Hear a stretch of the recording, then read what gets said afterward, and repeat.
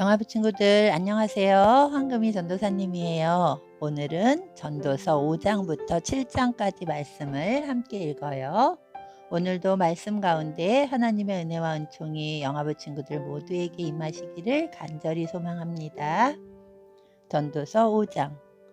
하나님의 집에 예배하러 들어갈 때에 발걸음을 조심하여라. 형식적으로 예배드리는 어리석은 자보다 말씀을 듣기 위해 조용히 나아가는 자가 더 낫다. 어리석은 자들은 악을 행하면서도 알지 못한다. 하나님 앞에서 함부로 입을 놀리지 마라. 조급한 생각으로 무엇을 말하지 말라. 하나님은 하늘에 계시고 너는 땅에 있으니 너는 말을 적게 하여라. 걱정이 많으면 꿈자리가 사납고 말이 많으면 어리석은 소리를 한다. 하나님께 약속했거든 신속히 이행하여라. 하나님은 어리석은 자들을 기뻐하지 않으시니 너는 약속을 지켜라. 약속을 하고 지키지 않는 것보다는 약속을 하지 않는 것이 낫다. 내 입술로 죄를 짓지 마라. 하나님의 사자에게 내 약속은 실수였습니다 라고 말하지 마라. 하나님께서 화내실 만한 말을 하여 그분의 내 손의 수고를 망치게 할 이유가 무엇이냐. 꿈이 많고 말이 많은 것도 허무하니 하나님을 경외하여라.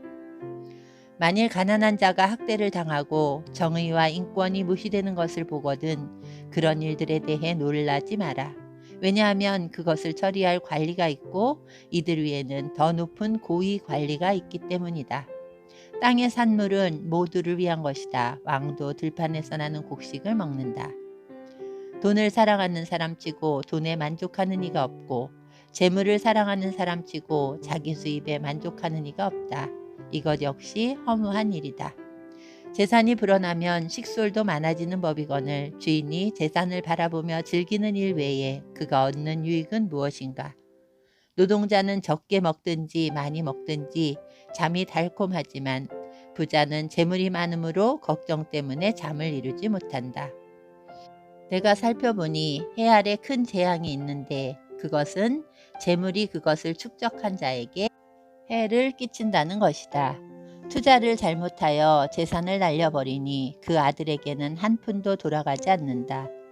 우리는 태에서 알몸으로 나올 때처럼 알몸으로 돌아간다. 손으로 수고한 그 어떤 것도 지니고 가지 않는다. 이것 역시 큰 재앙이다. 사람은 세상에 태어난 모습 그대로 돌아간다. 그렇다면 바람을 위해 수고한 것이 아닌가? 도대체 무슨 유익이 있는가? 사람은 평생 근심 중에 식사를 하고 크게 좌절하고 병들고 분노한다. 내가 관찰해보니 하나님께서 주신 자신의 생애 동안 먹고 마시며 자신이 하는 일에서 보람을 느끼는 것이 행복이요 적절한 일이다. 그것이 인생의 몫이기 때문이다. 하나님께서 재산과 부를 주시고 또 그것들을 누리게 해주실 때 자기 몫을 받아서 자기 하는 일에 즐거워하는 것이 바로 하나님의 선물이다.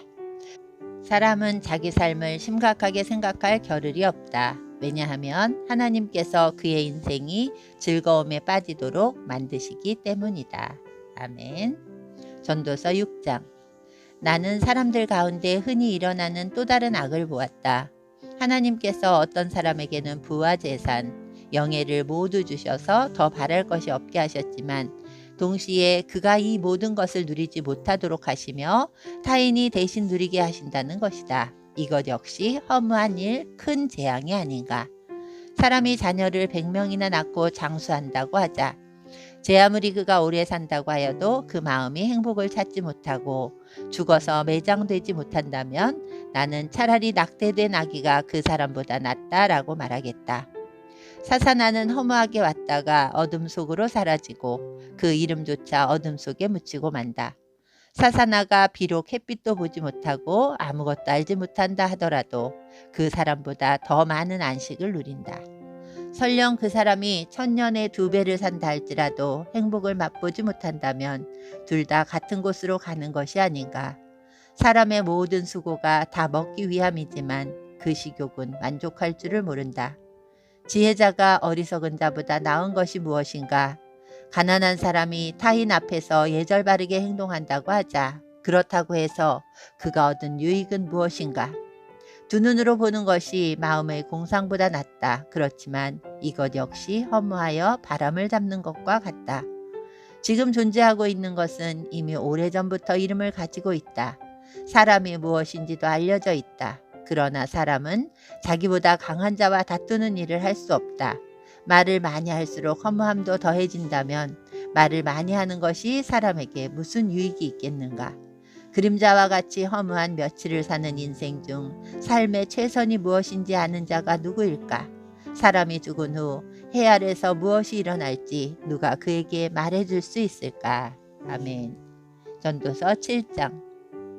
좋은 이름이 값진 향수보다 낫고 죽는 날이 태어나는 날보다 낫다. 초상집에 가는 것이 잔치집에 가는 것보다 낫다. 이는 모든 사람이 죽을 것이기 때문이다. 살아있는 사람은 이것을 명심해야 한다.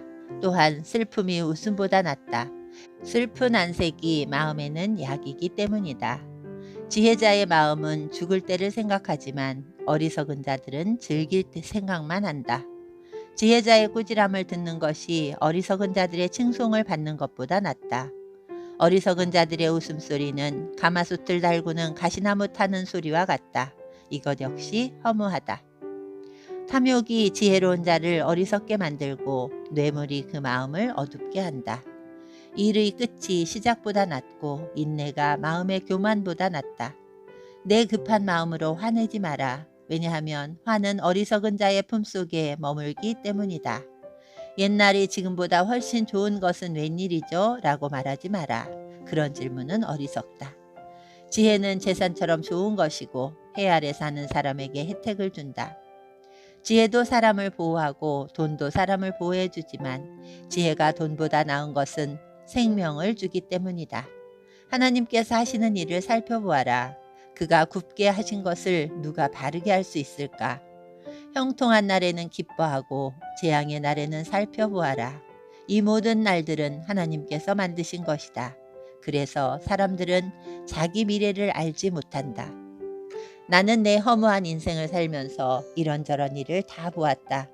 의로운 생활을 하면서도 망하는 의인이 있는가 하면 죄악된 생활을 하면서도 오래 사는 악인이 있다. 지나치게 의로운 채 하지 말고 지나치게 지혜로운 채 하지 마라. 그러다가 망할 필요는 없지 않는가. 지나치게 악하게 굴지 마라. 어리석은 자처럼 굴지도 마라. 어찌하여 제 수명을 다 채우지도 못하고 죽으려 하는가. 이것도 잡고 저것도 놓지 않는 것이 좋다. 하나님을 경외하는 자는 이 모든 극단을 피할 것이다. 지혜가 주는 힘은 한 성을 지키는 10장군의 힘보다 강하다. 제 아무리 의롭다 해도 죄짓지 않는 사람은 세상에 없다. 누가 뭐라 하건 모두 알려고 하지 마라. 그러다가 내 종이 너를 저주하는 말까지 들을까 두렵다. 너도 알다시피 때로는 너도 남을 저주하지 않았느냐. 이 모든 것을 알고자 나는 지혜를 써서 시험하였다. 정말 지혜롭게 행동해야지 라고 했지만 그렇게 하기는 어려웠다. 세상 일을 알기란 너무나 어렵고 이해하는 것 역시 곤란하다. 누가 과연 이를 다 알 수 있으랴. 나는 거듭 마음에 작정하고 지혜와 세상 이치를 깨닫고자 공부하고 탐구하고 연구하였다. 그리고 악하게 사는 일이 어리석고 어리석음이 미친 짓임을 알았다. 내가 깨우친 것은 마음이 함정과 그물 같고 그 손이 사슬과 같은 여인은 죽음보다 무섭다는 것이다. 하나님을 기쁘시게 하는 사람은 그 여인을 피하나 죄인은 그녀의 함정에 걸리고 만다. 설교자가 말한다. 자, 이것이 내가 깨우친 것이다. 이것저것을 살펴 전부를 깨치고자 하였다. 지금도 찾고 있지만 아직까지 완전히 깨치지는 못하였다. 1000명의 남자들 중에서 의로운 사람 1명을 찾았으나 여인들 중에서는 1명도 찾지 못하였다.